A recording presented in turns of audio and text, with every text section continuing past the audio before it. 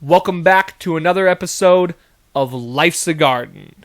Before we get into it, I want to remind everybody once again, this Sunday, October 31st, Halloween night, my band Cutthroat will be opening up for Hemlock at the America Event Center in Billings, Montana.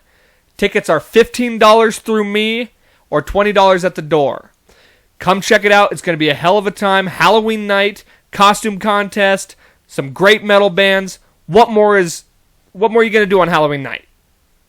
Also, check out these brand new bitchin' hoodies that we just got in.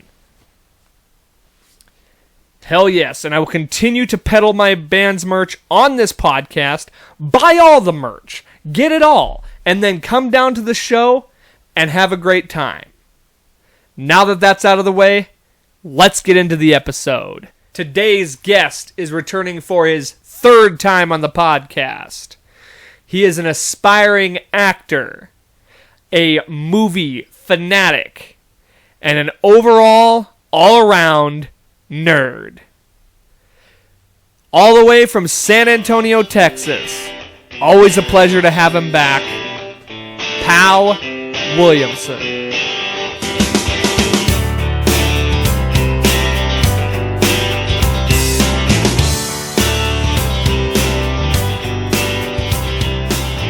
All right, back for a third time. What's up, buddy? How's it going? So, God, when was last? You were here for New Year's. You were on the New Year's episode. Yeah, I was here for New Year's. So that must have been the last time I was on the episode. Last time I was back in Montana, though, was April for Eric's wedding. That's right. Yep, and so I'm back now for Theo's wedding. It's weddings all around. Yep, it's a good excuse to come back home and see everybody again, at least. So I guess you got to get married soon, too, and then I can come back for that one. Well, there's a few other steps that have to come before that, but maybe someday. Yeah. I think you're probably closer than I am. Yeah, it's going well. It's going real well. Cool. Yeah. So right been together year and a half ish. It's Sounds crazy. right. I was talking to Eric, and I moved away almost a year ago exactly. So I've been gone for almost exactly a year.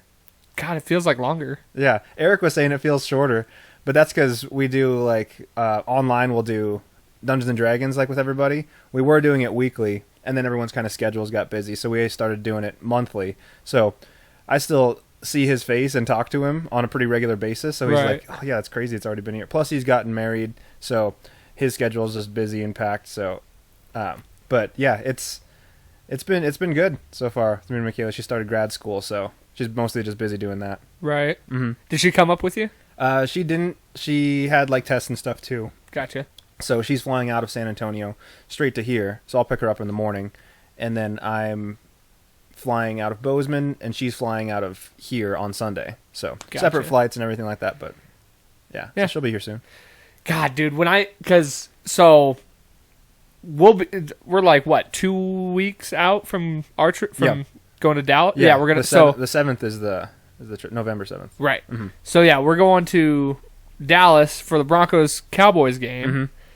and I was just telling you, I had to get tickets out of Bozeman. Mm-hmm. It was like $230. Okay. For round trip? for a direct flight round trip. Yeah. Everything out of here, the trip there was whatever. Mm-hmm. The trip back was the whole thing was $400. Mm-hmm.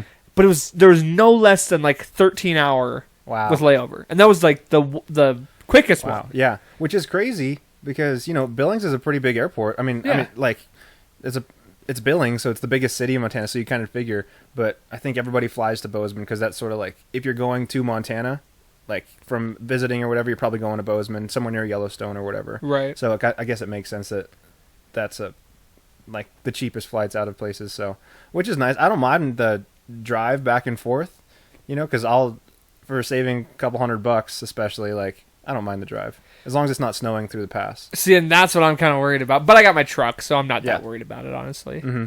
And it's only maybe a 2-hour drive. Mm-hmm. So yeah, I'm not. I'd rather drive that and do the quick flight there, quick flight back, and pay for parking my car than have to wait in an airport for 10 hours or get on 3 different flights. Yeah. And that's the only bummer about it is, like, if you drive there, then you kind of have to, like, pay for getting your car there for a week or however long. I mean, you're just there for a weekend. Because what day do you fly out? Saturday. Saturday. I'm picking you up there, and then you're going back Monday? Yes. Cool. So, okay, yeah, real quick. We might as well just hash this out while we're here. So, I get into... I have to double check, but I'm pretty sure I get into Dallas like right around 6. Okay. Which will give you plenty of time to meet me there. Now, here's where I was stressing out, okay? I was like, because there's a UFC fights that night. Oh, yeah. And I'm going to call around some downtown bars, see if anyone's showing it, somewhere close to where we're staying, which you kind of have to remind me where we're staying. Yeah, I got to remember that too. Or we got a place already. Oh, and I got to pay you back for that too. Oh, yeah. I was going to wait till you came. Yeah, here. I kind of forgot because my mind's all focused on this trip, and then the next one's like short turnaround, so I haven't put all my brain energy into that yet. Yeah, no, I was going to wait till you were here anyway. So, But, so I was freaking out because it's like, okay, 6 o'clock, the UFC card, that's going to give us, because it usually starts at 8, right? Yeah. It's going to give us like 2 hours I figured we'd go to wherever we're staying. Is that Central Time though? See, I didn't think about that. Yeah. It dawned on me till later. The UFC card starts at 9. Yeah. The main card will start at 9. So we got 3 hours. Oh, yeah. I figured by the time we get off the plane, get out of there, which I'm sure it'll take some time. Even if you want to, we could probably stop over at the Airbnb and like change or whatever. That's what I'm saying. Yeah, I figured that's what we were going to do anyway. Just get settled in and then we'll just find somewhere close. Yeah, because we could either like Uber to some place if there's not like one right there, or maybe even walk somewhere or whatever. I don't know. Well, what's all around there. Worst case scenario too, I'll just pay for the thing and we can just watch it at the Airbnb. Yeah. And then we'll go out afterwards. Yeah. I don't know. Yeah. We'll figure it out. Yeah, we'll figure it out. I'm sure there's plenty because I've never been to Dallas. Me either. Yeah. So you haven't watched the game there? No. Cool. So I'm pretty stoked to like be in the stadium. Yeah. Just because it's Cowboy Stadium, so it's like a cool big deal or whatever. It's kind of discouraging right now, though, because the Cowboys are looking very good. Oh, yeah. And we are starting to look not very good. Yeah, it's tough because we started off 3-0, and I was like hyped, even though it was against bad teams. Like, we won those games, and we won pretty convincingly. Like, yeah. So it was like, okay, Ravens, I'll give them that. Like, they're probably a better team than us, like, especially when Lamar Jackson's playing out of his mind. They're 5-1 now, so. Yeah. The Steelers, I was like, that was kind of a tough one because they were on a slump, and like, okay, maybe they just needed a bounce back, so they kind of were more into that. But the Raiders one, and that one you went to. No, we went to the Ravens. Oh, you went to the Ravens one. Yeah. Dalton went to the Raiders one. Yes. Yeah, because I texted him. I was like, you want to put like a picture on this game? And he's like, oh, I'll find out like later. But luckily he didn't commit to it. Otherwise I would have had to owe him a pitcher of beer. But #, fuck him. Have you guys been talking smack to each other? No. I mean, there's no point in talking smack when your team's... Yeah, I felt confident. Yeah. Early on. And I kind of was agreeing in the fact that, yeah, we played a lot of easy teams. But I didn't want to get too overconfident going into that Ravens game, knowing who we were playing. Mm-hmm. We were there. Sure enough, lost. And then... But a fun time, though, right? Of course, it's always fun. Yeah. And it's like, that's how I feel about this Dallas game. It's like, I'm excited to go to the stadium. Yeah. That was half the point of going, is to see a new stadium. I hate Cowboys fans. They're the most obnoxious, like in the top 3 of most obnoxious fans. I live in Texas, so I'd kind of gotten that because there's annoying Cowboys fans everywhere. Right. But they're all over the place in Texas. And I mean, I can understand why. Like, of anybody, I can understand people in Texas being Cowboys fans. Sure. So I'm less annoyed than, like, random people living wherever being Cowboys fans. Like, your team hasn't been good for as long as you've been alive, so. And we'll see, every time I go on the road somewhere, it's interesting to see how the home crowd treats an away fan, you know? Because I've seen Broncos fans be pretty ruthless to other fans that are there. This will be my first away game I'll be watching in person because I've only watched games in Denver, I think. Yeah. So I went to San Diego for a game, and I've gone to Arizona for a game. Both those places were very, very, like, kind. Yeah, well, that's good. Yeah. I mean, I wasn't... I'm pretty respectful when I'm in somebody else's territory. It's like I'm not going to talk shit or you're like, not gonna like get in somebody else's face or anything like that. especially with how many fights have been going on this year. Yeah. Have you seen? Yeah. Jesus, like I don't want none of that. I don't want. Like I don't know, because then I get trauma because I get back to the Nuggets in the playoffs and the Oh, Suns in 4 guy, and it's like I don't want to be that next meme that happened, you know. for real. And like I said, it's every week there's another video of a big brawl at a stadium. Yeah. So and also I think it depends just who you're sitting near, you know. But I mean, people are going to be drinking because it's a football game, and that always kind of exasperates things. And For depends on how the game's going. Like if they're blowing, one team's blowing the other one out, I feel like that's leans more towards fights because the people getting blown out are going to be upset. Well, and the fact that, I mean, maybe we'll see. Yeah. It's going to be hit or miss. Yeah. It's going to go one of two ways, and we're going to find out. Yeah, I think I've like in one respect, this like losing streak has sort of helped me manage my expectations a little bit. I'm not like going to be super upset. I'll be upset, but I'm not going in thinking, "Oh, we're like neck and neck with them and it'll be a bummer if we lose," which it will be, but It'll be that much bigger if we win. I have managed if we can go in and like hang with them for a bit, I'll be excited for as long as we can do that, you know. And if we win, obviously, then it's like that's the cherry on top. But yeah, I'll go in. I'll have a good time because, like I said, I've never been there. Check out the giant TV screen with my buddy and have a couple of beers, and like can't go wrong with that. Now, here's my question: What should we do with the rest of our Sunday? Because what time is the game? It's going to be an early one, It is an early game. so it'll be like noon there. So we'll have to probably get up fairly early to get down there and maybe just walk around, check it out. And Yeah. we'll probably get in the stadium kind of early, I figure, because we're doing those standing areas. So if we can get like some decent spots for that, but we can walk around inside and kind of scope it out before we. Yeah, I would say we could probably, like, I'm okay not eating in the stadium unless we get like snack type things. Sure. So that way after the game we find some place that's got like good food, like some highly rated food or something, and then just get some food, watch a few games that are going on TV, and then figure out from there where to go or if there's stuff going on. Maybe just head back downtown and Yeah. walk around, do whatever down there until. Because my flight, this was another thing that I liked. My flight doesn't leave till like noon or like noonish on the day out. Yeah. I think it's about noon. Yeah, that's not so too we bad. got plenty of time to like get up and have our wits about it. Like we can actually kind of go out that night and not worry about getting up early. Like Yeah, dude, 6 a.m. or something like that. fuck, that was a mistake and a half. Oh, when you came down to Yes. San Antonio? That's I will check flights from Bozeman. I'll check flights anywhere nearby or Peru. I'd pay extra to not have to do that again. For one, oh well, because you had to drop me off at the hotel, which I stayed at for a sum total of 5 hours. yeah.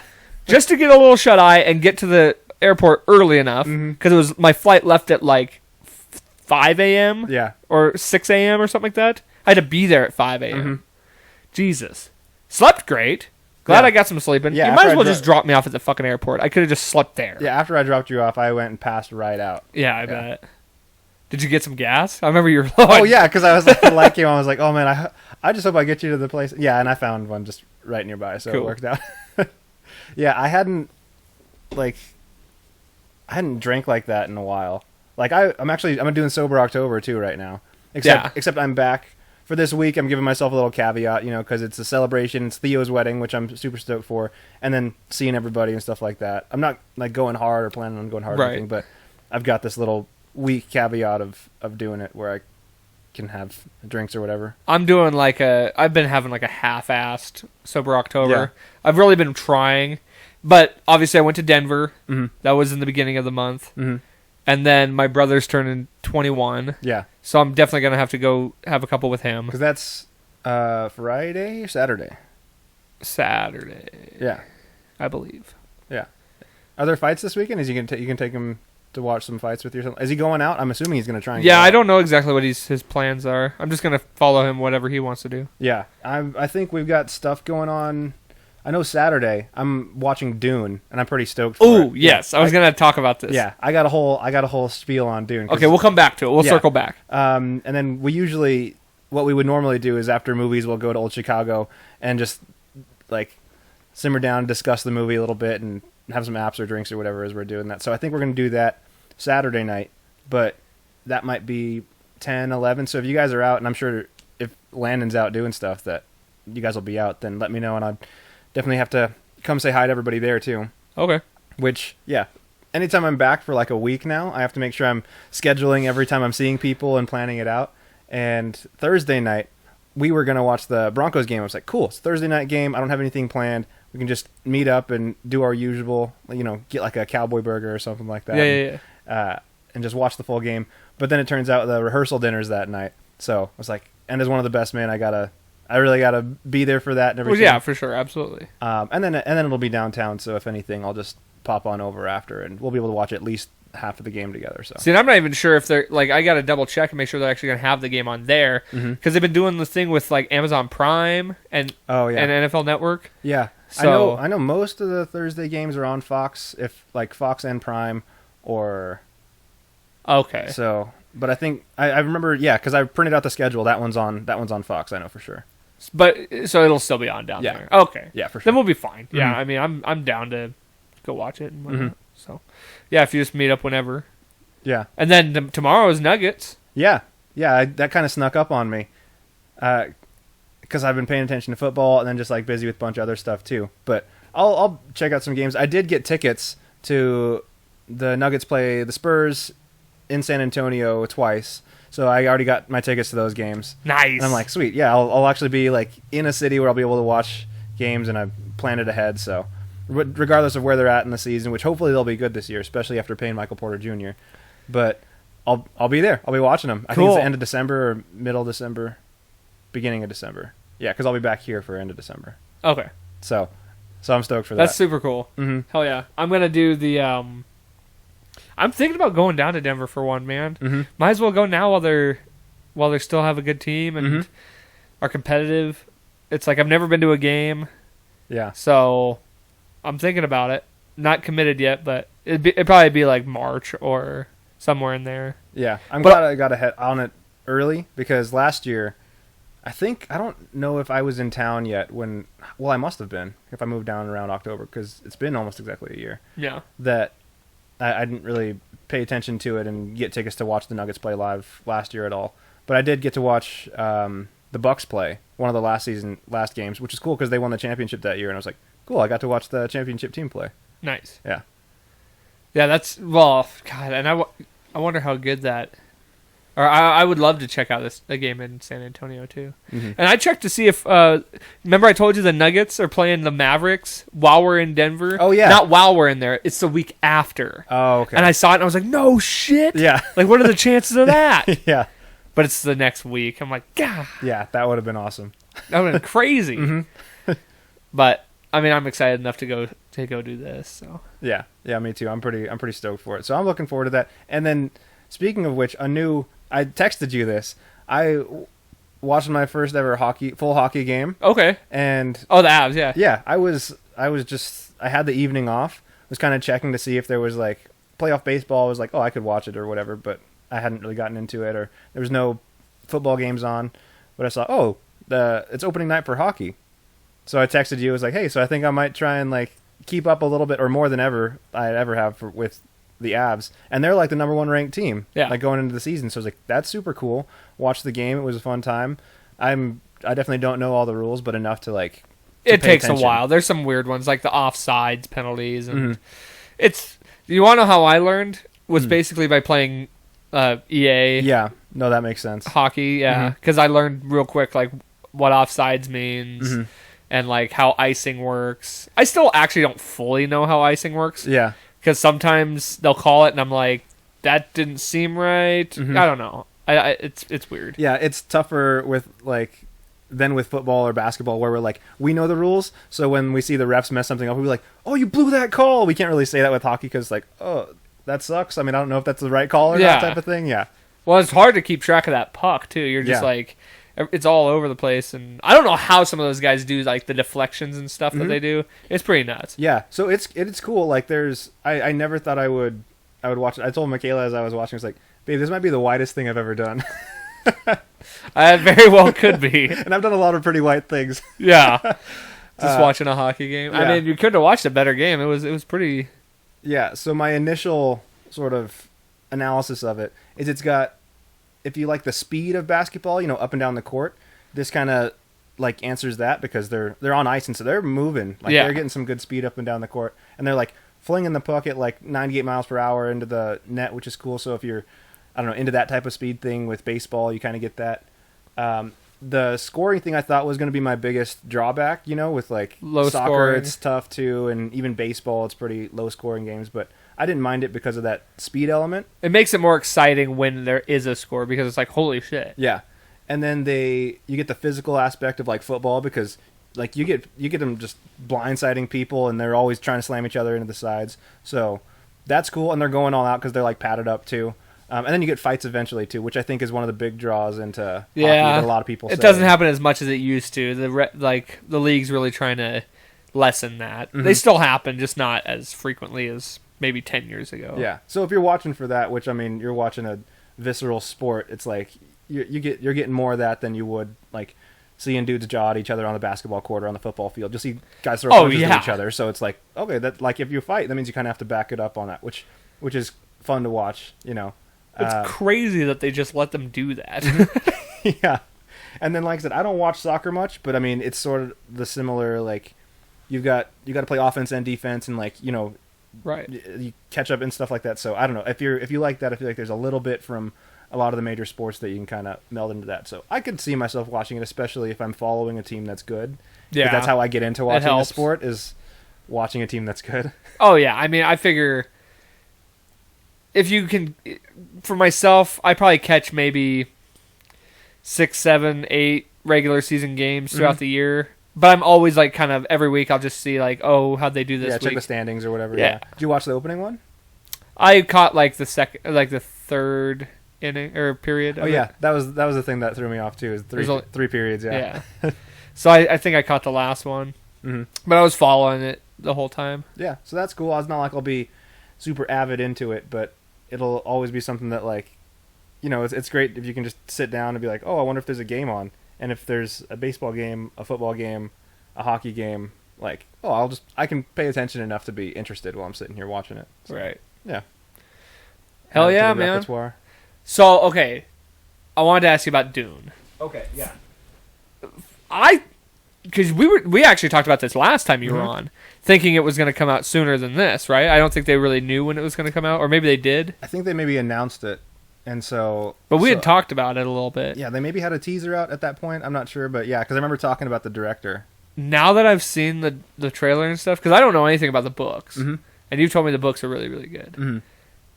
It looks pretty fucking cool. Yeah, and the cast. Oh, the cast is incredible. Yeah, it's like 90% Marvel actors. Yeah, right. Yeah, you got.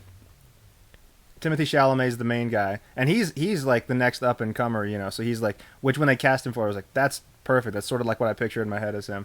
You got Zendaya, you got Dave Bautista, Jason Momoa, who's not a Marvel guy, but DC guy. Yeah, and then you got the guy who plays Poe from was it Isaac? Yeah, Oscar Isaac. Yeah, and then Rebecca Ferguson. She's in it too. I know she's in big stuff. I couldn't name something she was in, but I've definitely recognized just like her. I guess what I should have said Marvel. I should have said characters from or actors from big franchises. Yeah, from big like blockbuster franchises for sure. Yeah. So like and they did a good job because the poster like just has all their faces on it, and so it's like, oh, this is cool. So somebody that's not as familiar with the property can kind of go in and be like, oh, I'll watch just for the actors that are in it, and they did a good job. And I think they did a good job that's like that captures the characters in the book too. Like each one of the casting choices are like, that's pretty spot on. That's what I picture. Like they can carry themselves like the character, so I'm pretty stoked for it. Sweet. Yeah. Yeah, I saw a critic, how they give the little critic quotes or whatever, and it said this has all the potential to be like the next Star Wars or Lord of the Rings franchise. Yeah, because essentially it's like the world of it is kind of like Game of Thrones with like the like political machinations going on, like with the Empire and things like that, and these royal houses and kind of who has control over what. But like in space, so like Star Wars-ish, so it's like these different planets as opposed to like a different territory type of thing. And the spice melange, which is this like it's the end all be all of like this thing you can mine on only one planet, and it has certain properties, and so it kind of almost has like the mysticism of the Force a little bit with like Star Wars, you know. Yeah. So there's like, it's not like a magic, but it's kind of like a science, like a pseudoscience type of thing that's there. But it's really fun. I mean, it can be a slow burn, I think, would be a lot of people's drawback to it. I've been pretty like ingrained in the world of Dune the past like 2.5 months or so, because I'd read the book a while back. I think when they first announced they were going to make a movie, so maybe a year or two ago, and I really enjoyed the book, but I had never been a huge reader, so I had never really reread a book. If I read a book, you know, I never got back to it because I'd rather spend my time watching a new show or like reading a new book or something like that. But I was like, oh, I want to reread this book before it comes out because it's one of my favorite books that I'd read. So I got Michaela to jump in with it too, and I got Ben and Victoria, who are out in Oregon, to do a book club. Oh, cool. Yeah, so I started a book club with the four of us. We're called the Bookworms of Dune, because like the sandworms are a big thing in Dune. Yeah. So we just meet over Skype every week and talk about that section that we read. We had like 5 chapters a week, so that way we'd be caught up. We finished it last week, so that we'd be caught up in time for the movie. And then I was also listening to a podcast that was like a book club. So I would kind of head the conversation, but then we'd all kind of contribute over like that week's content. Every week we'd talk like 3.5, almost 4 hours, like per evening when we did our book club. So we got a lot out of it, and it was cool just to see them on a regular basis too. Yeah, for sure. Then I listened to the podcast, which gave some good insight, and it was kind of similar thing. It was going like chapter by chapter. And then I watched the old David Lynch movie, which was in the 80s, and it is like hardcore 80s, like it's that kind of like cheese, that kind of thing.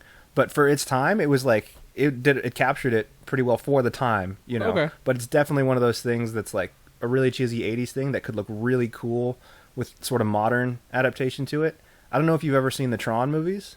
No, neither of them actually. Yeah, the old Tron movie is like a sci-fi classic type of thing, but it's very dated. Uh-huh. And the newer Tron that came out looks incredible, and so it's not quite as flashy as those ones. But I was like, it's ripe for a new one. So yeah, my brain's been all in the Dune universe for a couple months. So I'm pretty stoked. I tend to get overhyped for certain things when I've been like building them up in my head. So I'll go in and I don't see how it could be like bad. And Michaela gets on me for it because then I get disappointed when something isn't as good as I wanted it to be in my head. I'm the same way. Yeah. But I don't mind doing that because then I can ride the high even more when it's good. And I'll just be really stoked to watch a movie in the theaters with all my friends and just enjoy it again. So Hell yeah, man. Mhm. No, Yeah, I hope it is everything you want it to be, you know. Because that's the best feeling. yeah, I don't know if you were planning on that much Dune talk on this one, but I don't had care. I had to get I it don't out care. for sure. We were, like I said, we've been kind of gearing up all since the beginning of the year. We were talking about it. Mhm. What else have you been kind of watching? Or it sounds like you're pretty consumed into Dune and all that. Yeah, so that was Dune. I hadn't been watching a lot of movies, and I think that's partially because, you know, there's just only so much time in a day. Yo, dude, tell me about it. That I'd been reading a lot more. Mostly Dune, and it was cool that I had like a set thing. Like I had to read 5 chapters every week. So, and Michaela and I like to read it together, so we'll block off like a night or two. So in our downtime that we would have either spent like watching a movie or something like that, we'd probably be spent reading. So a lot of that. But we'd been watching a couple shows. We watched Ted Lasso. Ooh. Yeah, have you seen any of that? No, but I've heard it's really good. Yeah, it's solid. For me, I like that thing that drew me to it is Jason Sudeikis is incredible. Really? And I think he's one of the writers on it, or he's one of like the producers or whatever too. So he's kind of like spearheading it as well. But he's awesome as that character, and a lot of the characters are really well written. The first season is kind of more like lighthearted, and for me, it's what drew me most. Was, you know, you can go into a lot of TV shows and like there's a lot of drama and stuff going on, and it can be really good and like really like a lot of solid acting, good writing. But you just don't. It makes you feel like you empathize with the characters and whatnot, but they're going through some tough situations, so you don't feel like great at the end of the episodes. Right. Whereas the first season was like it was all like it made you feel great. It's the definition of the best like feel good show I'd watched. It was, you know, a comedy, but there's actual stuff going on.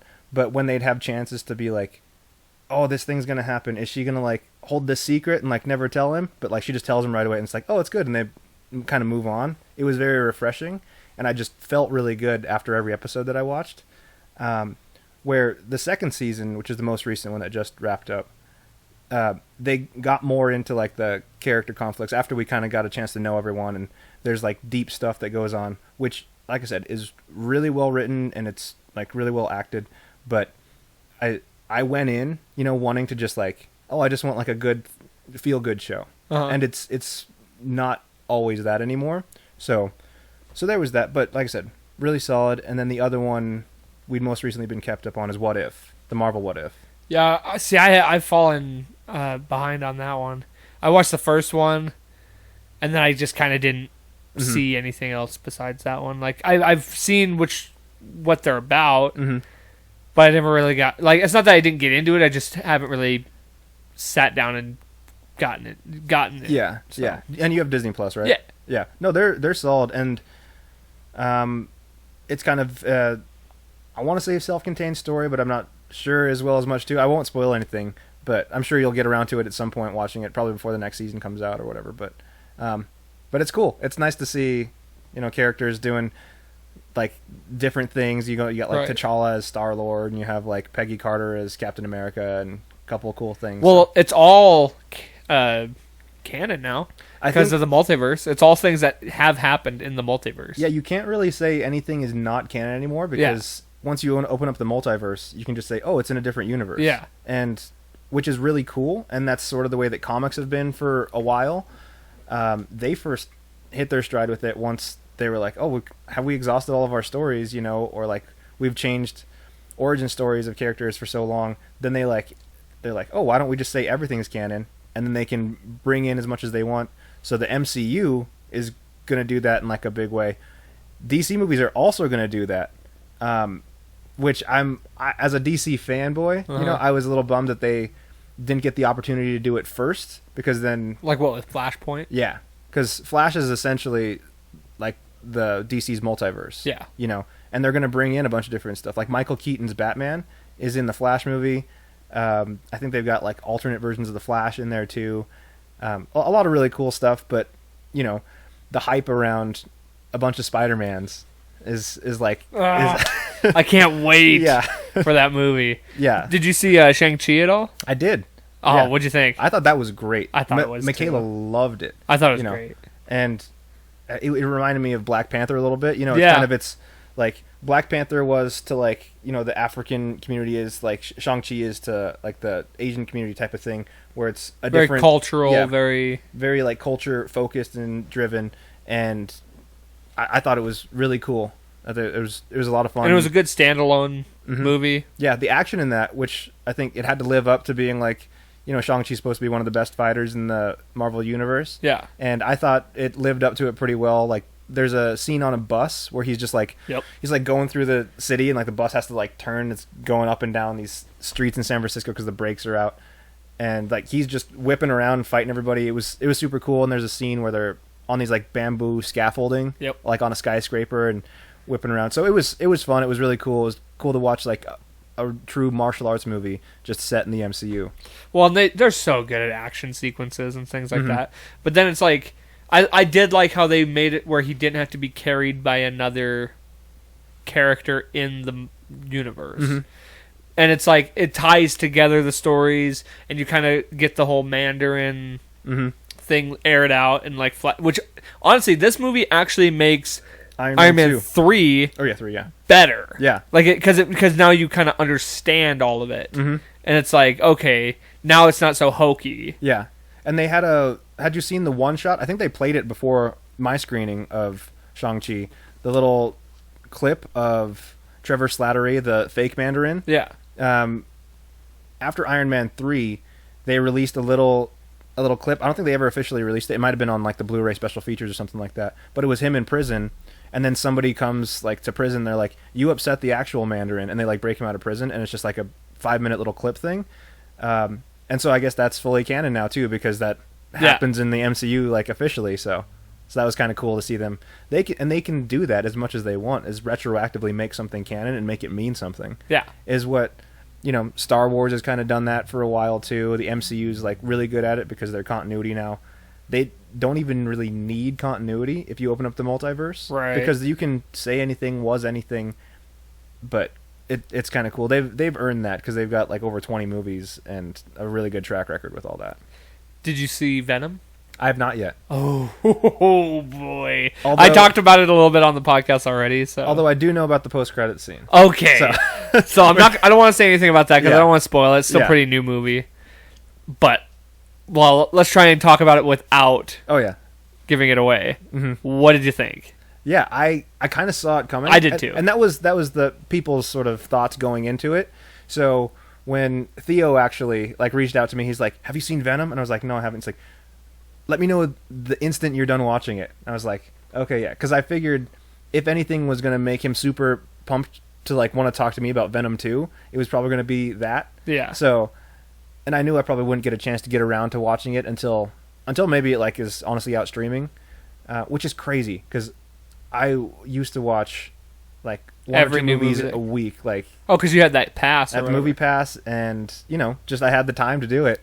Not that I'm upset that I don't have the time to now, because it's just other things and other responsibilities. But yeah, I probably wouldn't get a chance to watch it, but I didn't want to be totally out of the loop, especially if I kind of knew what it was. I didn't want somebody to like spoil it for me. Right. So I was like, and I've never done this. I'll just look it up, and simply for the fact of like, I don't need to watch Venom 2. Right. And like this will have impacts, so I wanted to watch it, and so I'm good. So I know what it is, but it's a big deal. Well, and in reality, you can definitely, you're not missing a bunch of stuff. Like that was the big thing. Mm-hmm. And I've heard it's a solid movie. It's good. Yeah. Like I think the first one's better, and this one's fine. I hear that they lean a little bit more into like the comedic sort of relationship between Eddie and Venom. Yeah, I mean, I definitely enjoyed it. It's something I'd probably watch again. It's just, I don't know. It's just not the same as Marvel Studios. Like, you really, especially watching Shang-Chi, and then a month later seeing Venom, you just see how completely 10 times better Marvel Studios is at producing, just all around making a movie. Yeah, they're on point. They're a well-oiled machine and a well-funded machine, too. That helps, they like, too, yeah. Yeah, so, and they kind of have their pick as far as, like, what they want to do, and kind of, when they want to experiment with stuff, they can, and they've got enough opportunities for like mistakes to where like they can make a mistake, but the next one, you know, will kind of ride it. And I don't know, have you seen Black Widow? No, actually, but it's available now on I saw that Disney Plus, so I'm gonna watch it here soon. Yeah, I thought Black Widow was all right. You know, okay, I probably wouldn't watch it again. I mean, it's worth a watch. I still want to see it just because it's part of the universe. So yeah, I'd say one of my main drawbacks from it was that it happened.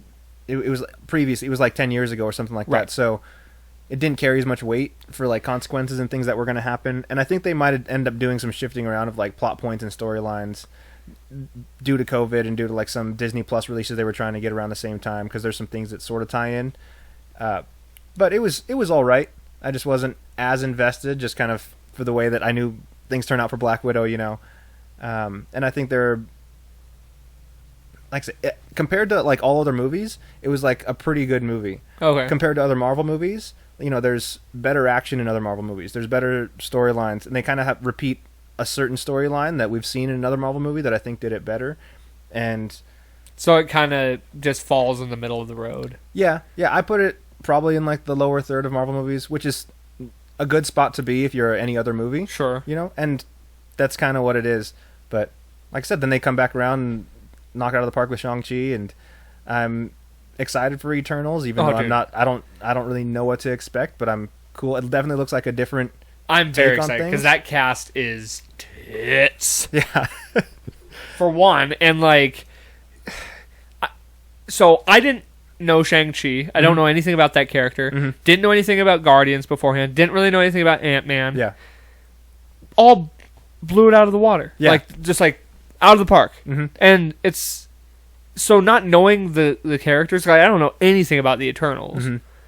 That doesn't matter. Like, it could still be a bitchin' ass movie. Oh, absolutely. And like you said, I don't know really what it's going to revolve around the Celestials. Yeah. Like, that's what it's hinting at. Yeah, I just know a little bit. Like, I know enough to where I feel like I can get some references, but not enough to where I could tell you anything about it. I think this movie is going to open the door for Galactus. I could absolutely see that, because Galactus is supposed to be a Celestial, right? Like, yeah. He's one of, like, yeah, I'm not exactly even sure what, because I don't know if he's a Celestial or if he's like, because he eats worlds. Yeah, I know in the comics he's got that look. Like, he's got that same look that the MCU's kind of had for some Celestial type looks. So, I don't want to speak out of turn on that and act like I know what I'm talking about. Yeah, like I said, I know enough to where I could probably recognize something. Yeah. But I definitely probably have already said 2 or 3 things that are wrong. So. That's my guess, is that it's going to open the door for, and then you're going to see like Kang and Galactus are going to kind of be the two big baddies. Going to this next phase type thing.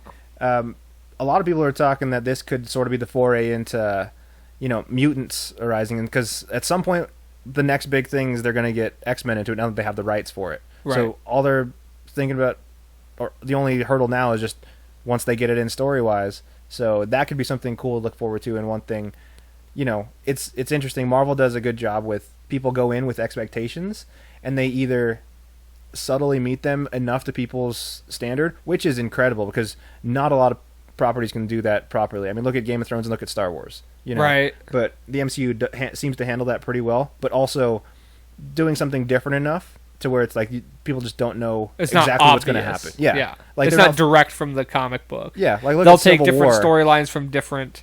Another thing too that they're going to eventually do is Secret Wars, and I don't know when or how or any of that, but it's gonna happen. Yeah, and like, I think they've laid enough groundwork for that to, they've got the Skrulls out there, and they've got obviously intergalactic connectivity is kind of there, which hopefully Eternals will make them a little more intergalactic as well. And the next Guardians movie I'm stoked for. The next Thor movie I'm very stoked for.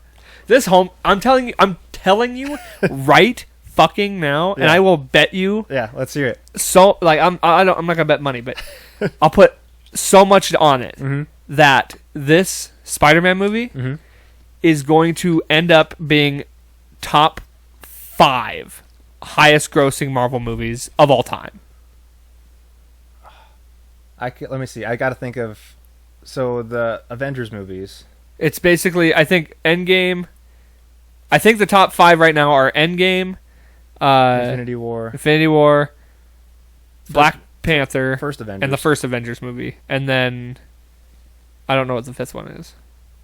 I could see that. There's a lot of hype around it, and I think the 5th one's either going to be Spider-Man, or I could even see it being the 4th, or it's going to be in the top 5. That's my bet because there's so much hype around this. Yeah. And who doesn't love Spider-Man? Like, Spider-Man has got to be, if you took a poll, I would imagine Spider-Man is one of the top most popular superheroes among fans. Oh, absolutely. And that's why he was worth so much. And, like, Sony could just have Spider-Man and his characters alone. Yeah. Whereas the X-Men's like a whole group, and the rest of the Avengers are their whole own group. And Spider-Man's worth so much on his own because he has some great stories and he's so relatable. And that's, and there's just a lot of really cool stuff with Spider-Man. I think Spider-Man for Marvel is what Batman is to DC. I would agree. Like, as far as like popularity and how much they can go with, and how there will always be a new Spider-Man stuff, just like there will always be new Batman stuff. Yeah. Which it's just very lucrative. Yeah. Have you seen the trailer to the new Batman? Yes. What do you think of that? I'm actually kind of excited. Yeah, it's dark. I mean, it's gritty. I actually was never down on Robert Pattinson being Batman. Like, there were so many people like, oh, well, I don't know. Yeah, Twilight this, and yeah, it's like, he actually is a really fucking good actor. Yeah, and I could 100% see him playing, like, Bruce Wayne. And that's kind of where it goes for me with a lot of these Batman castings. It's like, who plays the better Bruce Wayne? Because everybody can be Batman. Yeah, you're under a cowl, and, I mean, you're probably not doing most of your own stunts. And, so if you can do a voice, but also you can modulate it. So it's like, whatever. Although, I don't know, because one of the Batmen that I saw that I didn't expect to be a great Batman was Bruce Wayne, was Ben Affleck. Just when that Jack version of Batman is one I hadn't seen in live action before, but it was really close to the Dark Knight Frank Miller comics when he's sort of this older, just jacked Batman. And Okay. that was really cool and more of a surprising thing that I was like happily surprised by, which I'm hoping he ends up making some sort of cameo or like one last sort of send off with this Flash movie, because if they've got that Batman in there but they want to move a different way, Flashpoint's a way that they can kind of hit a reset and Sure. and just make a like an actual continuity going forward. And maybe get us a better Joker. Yeah. Hopefully they can somehow entwine the... The Joaquin one. How great would that be? See, and that's the thing, like we were just talking with Spider-Man. Like there's always going to be Spider-Man, there's always going to be a new version of Spider-Man. There's always going to be a new version of the Joker, there's always going to be a new version of Batman. Yeah. You know, Joker and Batman are like, you don't need to know comic books at all. It's to the know who they are. greatest hero-villain combo that there is. And I think the only thing with it not being like in an interconnected universe was that Nolan did that as best as it will ever be done, in terms of the Batman character and the Joker character being Yes. flashed out and being like a mirror image of each other in such a whole like succinct way. I think that was the best that we'll see it done, barring like 20 years from now when Marvel and DC cross over and they have like a whole new thing or whatever. That'd be crazy. The I think that's where it's going eventually. Well, like, I and- don't know if I've told you this, but I was like, you know, they're introducing multiverse in both like live action Marvel and live action DC, like coming up in the next couple of years. yeah. So they'll go there. There's, you know, there's been comics for like decades, so they'll have plenty of storylines. But I'm not sure when that inflection point is of when the general movie-going audience starts to get tired of superhero movies. We've thought it was going to hit for a while, but thanks mostly in part to Marvel, they're like keeping it fresh and doing new things or whatever. At some point, people are going to start to get oversaturated or stop caring, or something new is going to come along. I have no idea what the new thing is going to be. Maybe Dune? maybe Westerns make another comeback or something, you know. But they've been trying to make Westerns come back forever. Yeah. But at some point, out of their pocket, they can pull the old Marvel and DC crossover, and then that'll reinvigorate people for a little bit at least. So that's what I think will happen within 20, 30 years. Interesting. And I'll be there for it, you know. Yeah. I'll be old, but I'll be there dressed up. Hell yeah. You'll be the old Bruce Wayne. Yeah. But no, I did want to say on that Batman, the new Batman movie. When does that come out? March. Okay. March of 2022. I'm stoked about the Riddler. Yeah. Oh yeah. Paul Dano's playing the Riddler, and I think he's gonna be like the main villain. So to see like a And is a penguin in it too? yeah, That's and, what I thought. and that's Colin Farrell. Really? Yeah.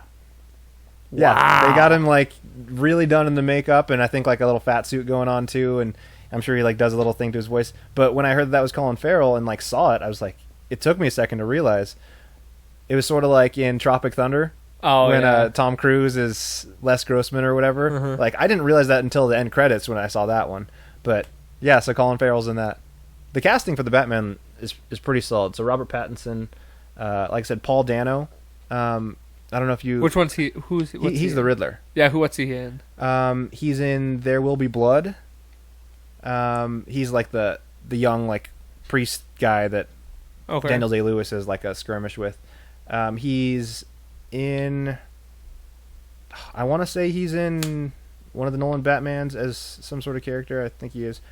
I don't know. You'd recognize him if you saw him. Okay. Mm-hmm. And I think he'll do good. He's Yeah, I kinda can't got put a that. face to the name, but He's got that creepy, sort of smart vibe to him. So I've been waiting for a Riddler. See, that's another thing. That is another thing that Spider-Man and Batman both carry in common, is their list of great villains is endless. Yeah, and they've you could. That's why it's so. There's a reason you couldn't really do Fantastic Four so Mhm. many times, because Doc Doom is basically Yeah. it. yeah. That's. I mean, other than that, you don't really have any sellable villains. Mm-hmm. Spider-Man, Batman, endless. You could make so many movies. Yeah, 'cause Fuck, people- they did the Sandman, for God's Yeah. sakes. People recognize the Rogues Gallery like that aren't as super into comics. They'll recognize Batman's villains and Spider-Man's villains just because they're iconic as well. And that's also what makes a great hero, is like all the great villains. Right, you can do like movies like with Mysterio. Mm-hmm.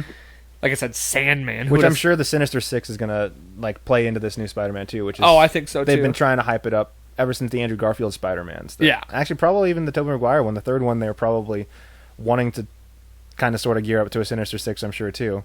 I think it's going to be a makeshift Sinister Six. Yeah, it's not going to be like, because I've looked up different versions of Sinister Six, and there's really no combination of it that is true to the comics.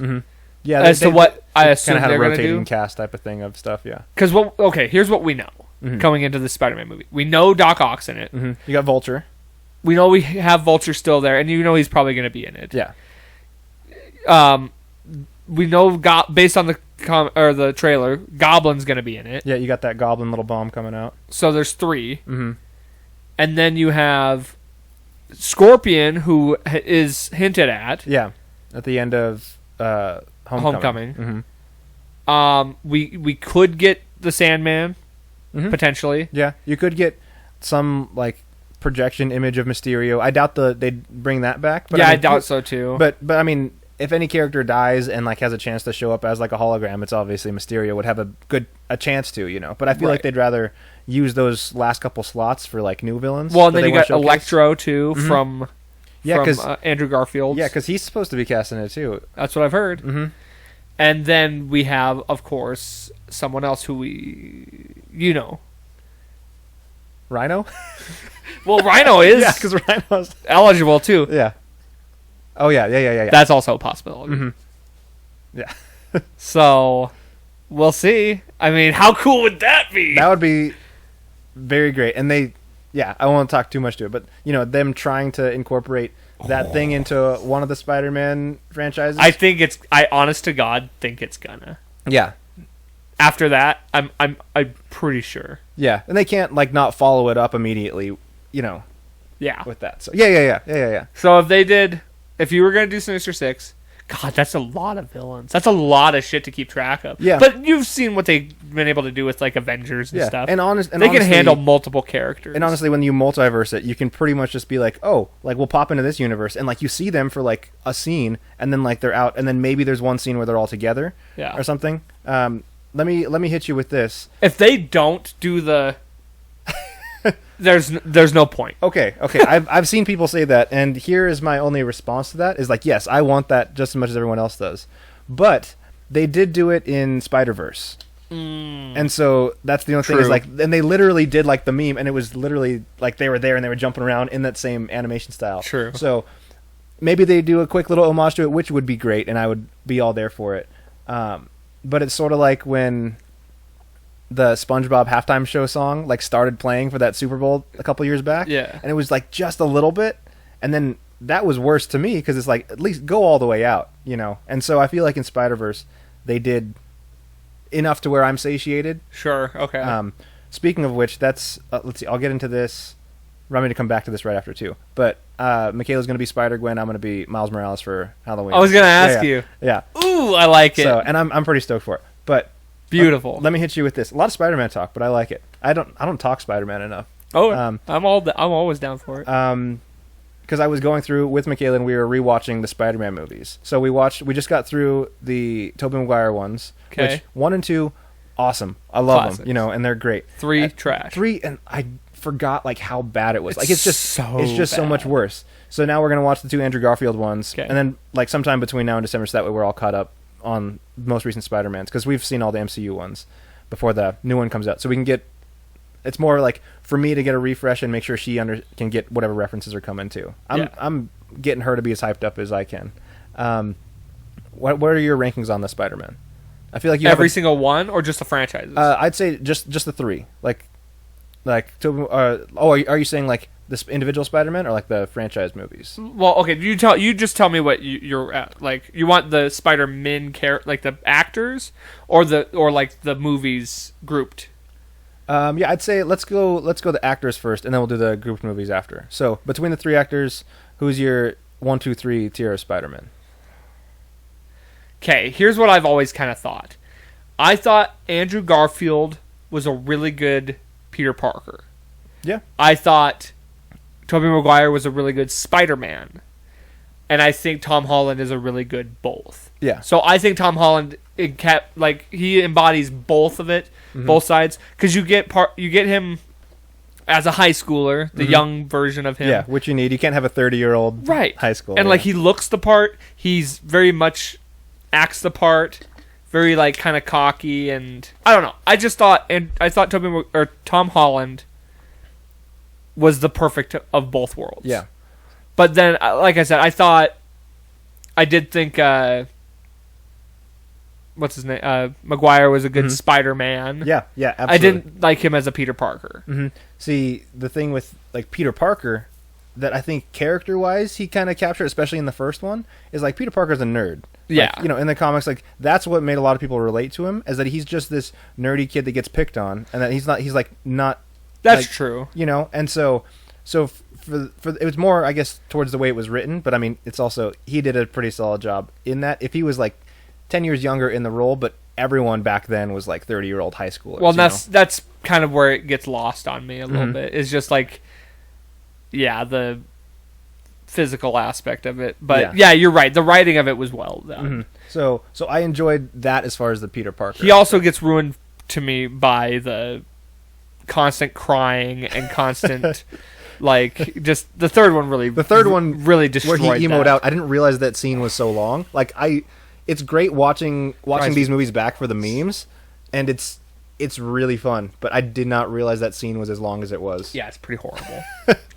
I'm glad it's there because we moved past it, and it's not like we're done with Spider-Man movies, right? But like that, it's in and of itself a piece of art that lives on beyond the movie. You know, it's like I remember that scene, and it's one of those so bad it's good type of things. Like it's definitely better. It's received better now than it was then. Like back then, if you were there during the time, it's like those first two movies were such a benchmark, and for that third one to come out and be so bad, it really just made it just kind of was like a big shit on the other two. Yeah. And like everything that we kind of were, and the fact that Venom was being introduced, and everybody Venom was the guy, and then they just botched that completely. Absolutely. So it was just all around disappointment. See, it's crazy because the first two Spider-Man movies came out around the same time as like the X-Men movies, like the first two X-Men movies, and all those movies I would argue hold up great. You know, and there's little dated stuff, like I said, like a 30-year-old type of thing, but. And then the fact that those old X-Men movies, they didn't really commit to like the comic bookiness of like the suits and stuff. Sure. But movies as movies and as sort of like fleshing out those character things, I think they did great. But then for some reason, I think they started making enough money to where the studios were like, "Oh, let's get our hands in this." And then the third one in both those installments like just kind of and burn. It went back again. So we had that sort of peak of comic book movies, and then it like went down again. And it was like that until the MCU, yeah. And then they were like, "Oh, we can lean into the comic bookness, but we can also make it a good movie." And they it's hard to replicate what they did. But then they hit the ground running, and now they're the biggest franchise in the world. So then to go back and on the franchises themselves, the Spider-Man ones, it's pretty cut and dry for me. I think Homecoming series is definitely number one. Okay, yeah. Then the Maguire movies are 2, and then the Garfield ones are 3. Mainly because they tried so hard to lean in a different direction with the Garfield ones. It being the Gwen Stacy storyline, and like I thought the Lizard was a really like lame character to have. Electro was great, and that's smart. And then I guess, I mean they did the web cartridge version, which is the classic version. I enjoyed that. I just thought it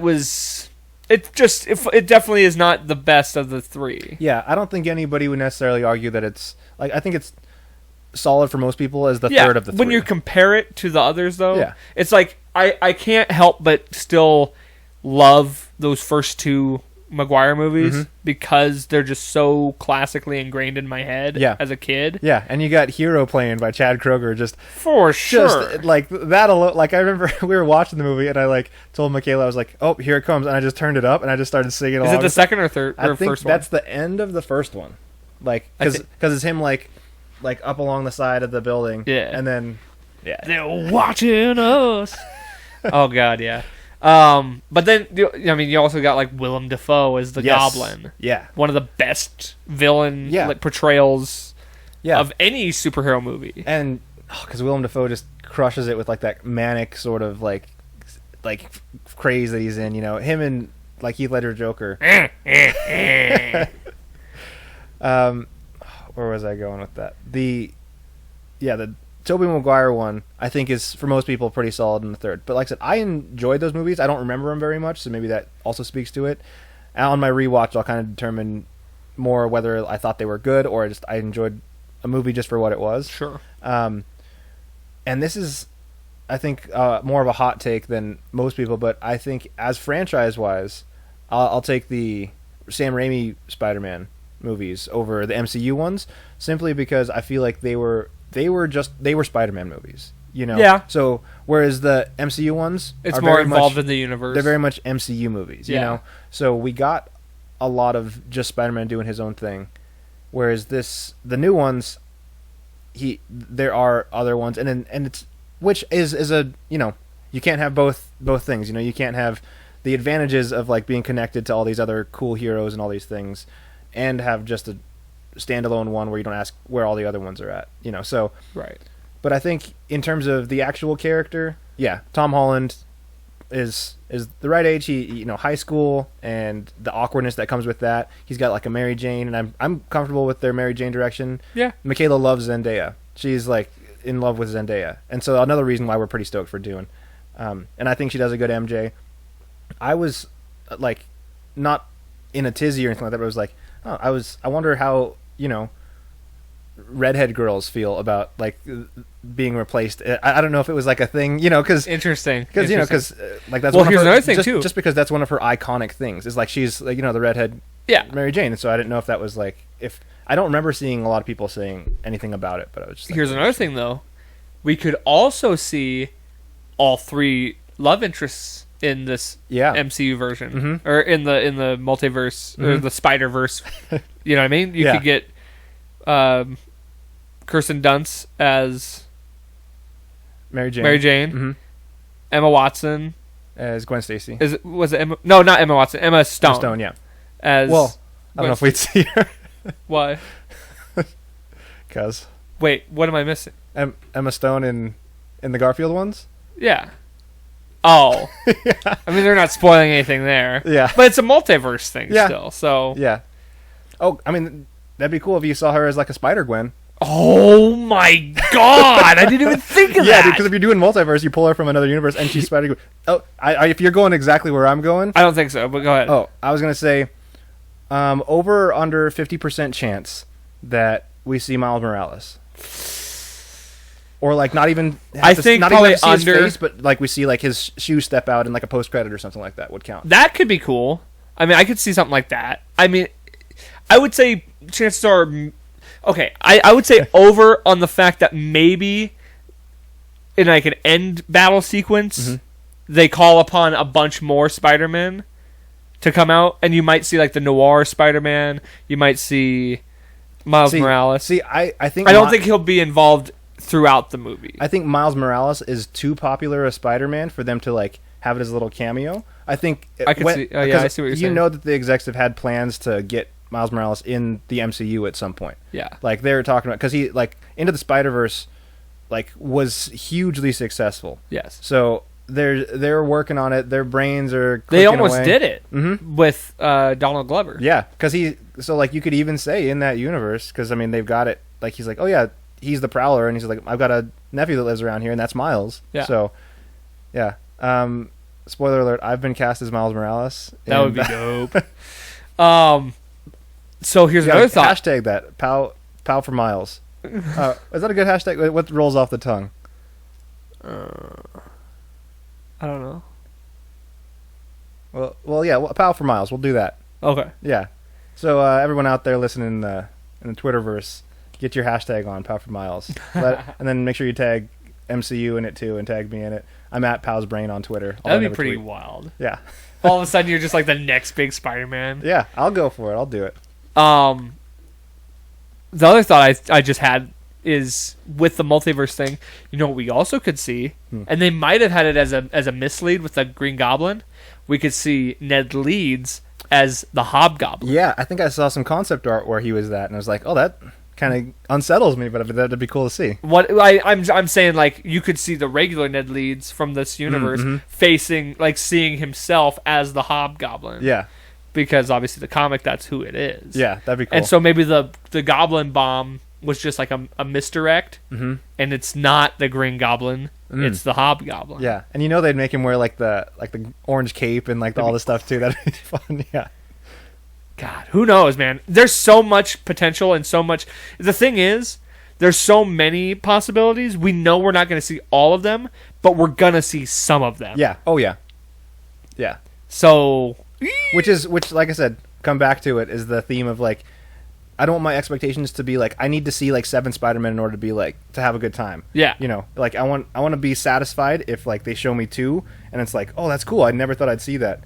That's where we're at, is like, as an audience, we're expecting everything. So I want to temper my expectations just for the sake of, I want to enjoy whatever they give me. But, it's fun to speculate. You can't help but speculate. Well, and it's like, it's hard to believe that there's not going to be a Tobey Maguire appearance, just because we already know we're seeing the Goblin, or I mean, not the Doc Ock. Yeah. From that universe. Which I guess, yeah, now that I think about it, because I was asking you about the Gwen Stacy thing, but Doc Ock died in that universe. Yeah, okay. So yeah, I guess that kind of opens it up to whatever. Dude, I'm stoked. Although Emma Stone as Spider-Gwen would be so cool. Amazing. Yeah. Michaela's Spider-Gwen outfit has got like a Venom to it. So she's like... okay. She's like the Venom version of Spider-Gwen. Okay, Courtney did that really? A couple years ago. Sweet. Or it might have been last year. I don't remember. Yeah. She was going to get like the normal one, but it wouldn't get here in time in her size or whatever, something like that too. So, and I'm kind of just making mine, but I mean, it'll work out because I've got enough stuff to where it looks perfect. And are you doing like the hoodie thing? Yeah, because he's got like a green jacket with like a red hoodie underneath it, and then his like Spider-Man shirt. I'm just getting black leggings, and he wears like black shorts over it. I don't have like Air Force Ones, and I didn't really want to spend like whatever $200 on like a thing, but I do have some red Vans that look similar enough, and it'll go with it. So that'll be my whole thing, and that's gonna be good. I'll tell you who I'm gonna be off the air, because I'm gonna next week I'm doing the Halloween episode. So, but I'll tell you who I'm gonna be off air. Yeah, sweet. I'll make sure to send you pictures of yes, us all, please do. Especially because we had like our meetup group, which I don't know if I mentioned it last time or if we even started it, but in San Antonio we started a meetup group for like just nerdy people. So we've done like a book club thing with everyone, and we did I don't know, just like nerdy things like that. So varying degrees of how many people show up, but hopefully a lot of those people come out because we posted on the meetup page like, we're going to be out and this is what we're going to be doing. So if anybody wants to dress up, those would be the people that would have the best costumes, Yeah, right. Either stuff that's like a real deep cut or like they've been working on it. Because I've never been to like a Comic-Con, and I've always wanted to go just for the costumes, and just to dress up. So I'm excited to see what they've got. So if anything's cool, I'll send it your way. My sister was thinking about being the Cabbage Man from Avatar. My cabbages. Oh my god, that would be amazing. My cabbages. She was like, "Oh, I could get a cart with like some cabbages and like get like some wire to make it like the cabbages are flying out." That would be incredible. Yeah, I don't know. She wouldn't do it this year just because it's too late notice or whatever. But sure. I was like, that's fun. Although, at some point, I'm gonna have to be Powerline, dude.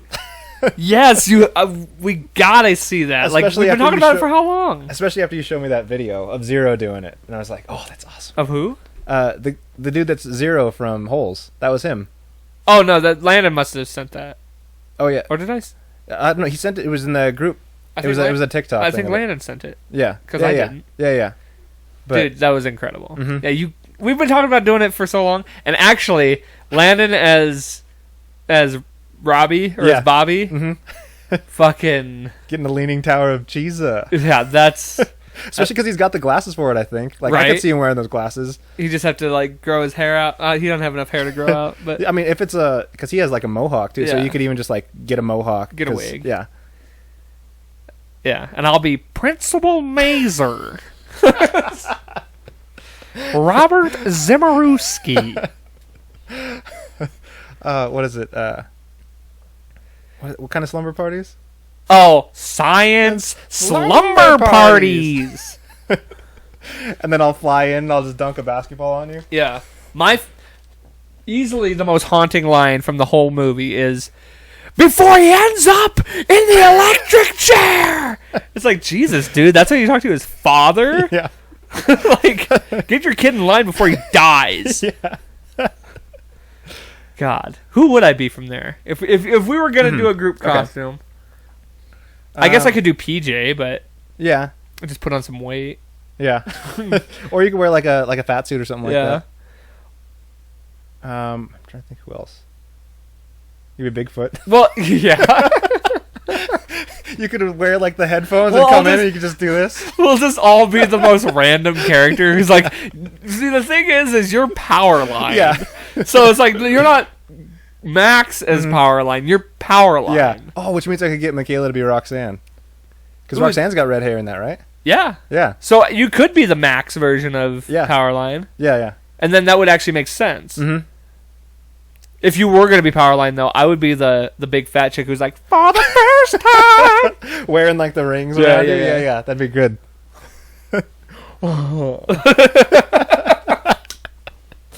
God, who... I mean, guess I would have to be PJ. I mean, even Goofy. Or, yeah. You could be Goofy as, like, the fishing one. You could get, like, a fishing pole and whatever and just get, like, the long ears or whatever. Yeah. Because he has wear a hat and whatever else he has because he's got the poofy life vest and stuff. Yeah. It'd be recognizable. I'd rather do that than be PJ. Yeah. Especially if it was like a whole group thing. Then people would recognize it. But that's what my favorite thing is about dressing is like group and couple costumes. I love doing group costumes. Yeah.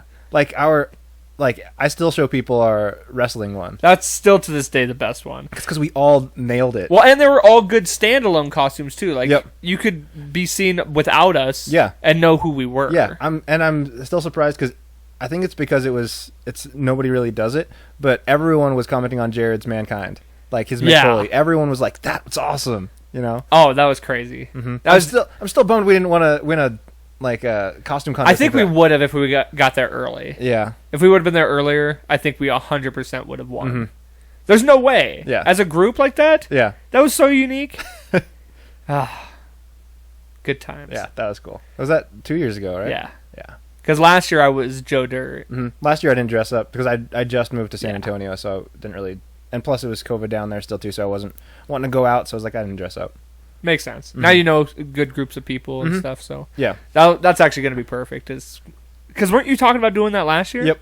Yeah. Yeah. So now it would have been a last minute thing. So now like we got it and we're good to go. So cool. Yeah, it's gonna be fun. Mm-hmm. But yeah, I'll have to make sure I save it in my phone or set a reminder to be like, all right, by July you got to get your Powerline costume or something.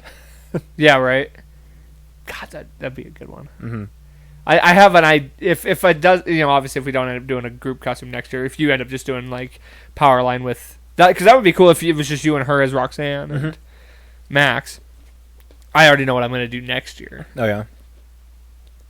I'll tell you off air. Yeah. I was gonna say. I don't want to spoil it. Yeah. But yeah, I know what I'm going to do. Mm-hmm. Other than that, there was other ideas I wanted to do. Like I still want to do like an all Adam Sandler character movie or like group. Yeah, yeah. Where it's like, and like I said, I'd be Chubbs. That'd be great. Mm-hmm. Just wear like a long shirt with like my hand like this. Yeah. Or or like a Jim Carrey cast, which I've seen that before. Mm-hmm. Which that's why the Adam Sandler one's more unique. Yeah. Yeah. Because I've seen people do Jim Carrey, and I've seen people do Will Ferrell, and I've seen people do actually what's his name? Why am I drawing a blank? From Ghostbusters. Dan Aykroyd? No. Oh, Bill Murray. Yes. Yeah, yeah. I don't know why I thought Dan Aykroyd before Bill Murray. They did a Bill Murray group. That's cool. Yeah, it's very good. Yeah. Speaking of which, had you mentioned on the podcast before our SNL draft that we did a ways back? I don't think I did. Go ahead and fill everybody in. It was, that was right before you came down to San Antonio. We were just like, oh, it must have been in April when I was here. We were talking about doing it. Yeah, because we were talking about doing it. We still got to do the Marvel one. Yeah, we hadn't done any since that. But it was a lot of fun. We just decided to do an all SNL draft. So we essentially made a cast out of all the cast members of SNL, like going all the way back. So, and then we posted it and kind of had other random judges sort of judge it. And I think you ended up winning. I did. Yeah, which makes sense because you had the best draft out of it. I remember because I really just wanted to get like Andy Samberg in that era because that was what I grew up on. So I was like, so I was happy with mine. Although I was like, objectively, you had the better. Well, okay, so and we had specifics like we had to get like 2 POCs, I think, and we had to get like 1 female cast member at least. I thought it was 2 female cast members or 3 female cast members. Yeah, I don't remember all the specifics, but we had a whole Excel spreadsheet that we like drafted on live, and like we video called you, and Michaela and I were there. We had our draft information, so it was a lot of fun. And we did a host. Mm-hmm. Yeah, we had to draft a host. Yeah. And God, we could have done a musical guest, but Mm-hmm. it's like at that point, it's like you can kind of pick your favorite band. exactly. Or whatever, yeah, there was nothing to really pick out of from that. Mm-hmm. But that was cool. That was a good experience. So we definitely got to do new drafts of random things. MCU for sure would be a really good one. Was our next one we were thinking about doing. So yeah, dude, you know what? We could do so many. Like I'm trying to think of what else you could do like that makes sense. Or it's also hard to do with to make sure it's something we all know about. Yeah. We could do like a Lord of the Rings type thing. I mean, I'd be all the way down for that. How would you do it though? Like, yeah, so if it's characters, there's the 9 main characters, in the Fellowship. right. So I don't know. Because how many do you need in order for say like 3 people to do a draft? Because we have 10 people on our SNL teams. Yeah, I mean we could always alter it just to Yeah, let's say it was like what we just draft our Fellowship. Let's say like minimum 7 like per team or whatever. So we need like 21 characters in whatever franchise we're doing or whatever, just to at least so that way it's enough to where you get the little dynamic stuff in there. You could probably, I mean, there's at least 21 characters in Lord of the Rings, but by then you're kind of hitting deep cuts of like book characters more than movie characters at that point. But that'd be cool. Or are you saying doing like any franchise and you just kind of handpick to get like who would be your ring bearer, who would be your all these sort of things? That could be a good. I don't know. That could be interesting. Yeah, we could play around with it. I love drafting. Yeah. It's like my favorite thing to do. Like, well, I love it too because like when characters are gone, it's like, well, fuck, like that's who I wanted. Yeah, now I got to alter my strategy. I love fantasy football drafting. I love doing the movie draft, which we talked about on here before. Right. And then like that was a lot of fun to do. How are you? Oh yeah, you won this past week in fantasy football, and we're playing each other this week. Are we? Yeah, we're playing each other. 2 weeks in a row as the top point scorer. Oh, you okay? Sweet. I'm gonna need to beat you too because you and I'm still ranked at like because I'm 3-3 now. Mm-hmm. But I've had a good comeback. I went like 2-1, and now I'm 2. Or I went 1-2, and now I'm 2-1. I think I've got like a 1 game cushion. I don't know if I have a cushion, but I'm like a game up on like our division or whatever. Yeah. So I'm usually like I'll check the standings, and I'm kind of like rooting for people that I feel most comfortable to like shit talk to go into the playoffs. So it's like I'm like you and Landon and Jared and whatever and stuff too. But yeah, I beat Anna last week. I think this past week.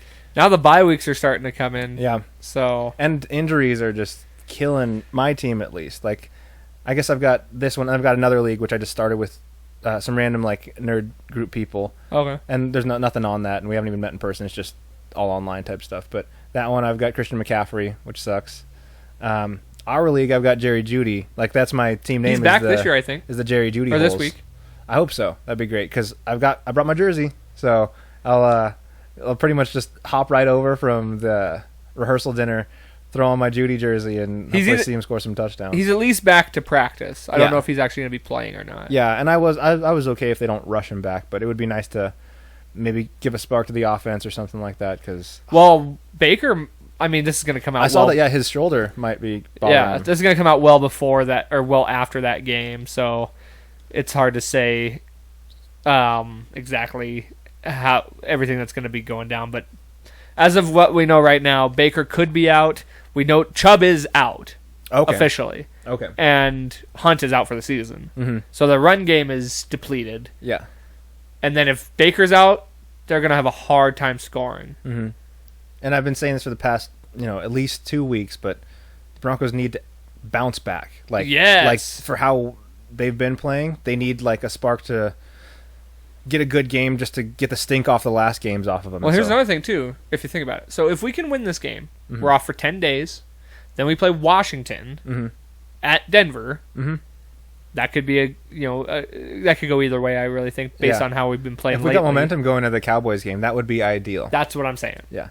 That's what I'm saying. Although I think, as of right now, but also I don't know how it's adjusted for injuries, I think we're 6-point underdogs for the Browns game. So yeah, I mean that doesn't completely shock me. Yeah, because they're a better team, especially when healthy. But I mean, if we can get pieces back and if we can actually we had so much potential those first 3 games. I Like know. especially that first game. Injuries really have been fucking us. Yeah. Which makes me put into question who the hell is our strength and conditioning coach. Mm-hmm. And I mean, injuries have been plaguing everybody too, but us especially. It feels like us especially. Like we've lost like 2 starters every game, like on a consistent basis. 3 of our 4 linebackers are out. Yeah. Chubb will be back eventually, but we lost both our middle linebackers for the season. Yeah. Our secondary needs to do better because they were supposed to be like one of the best secondaries in the league, and we've given up way too many like big plays. Yeah. That crushes me. Yeah, especially like watching Surtain get his first pick, like his first game in, and I was like, "Oh, this is cool. This like we're gonna have sort of that no-fly zone type of thing like going on again," and it's just not clicking. I don't know if it's coaching, if it's. I was gonna say at some point you gotta point fingers at the coaching staff when all that talent is out there and you're not producing. Something's got to give, and I truly, if we start diving more and more down this path, Fangio is not going to last. Yeah, which sucks because, Fangio's a defensive coordinator first, and so you would think that he'd be ideal for getting the most out of this Von Miller-led defense while we can, and riding that to at least a playoff berth, but it's just not happening. Something's not working. I don't know. And I exactly like Fangio. I really do. Yeah, he's all right. I mean, everyone else it seems like was going after those young, like offensive-minded, like crazy play caller type things. Kind of seems like that's where we should be heading. I'd be okay with that. It just depends. And it's every season. It's like if we had a franchise quarterback, that there's so much that you can do with that. Maybe Aaron Rodgers next year. Like that was a potential difference maker going into this year, and maybe. Okay, here's one scenario. I'm not gonna say best case scenario because best case scenario is we just start winning and we do well this year. Yeah. But if we ended up going in a garbage chute this year, and that's sort of just the way it went, we get some good picks and we kind of like hit a rebuild, but we keep a couple key guys on defense, maybe just bolster the lineup.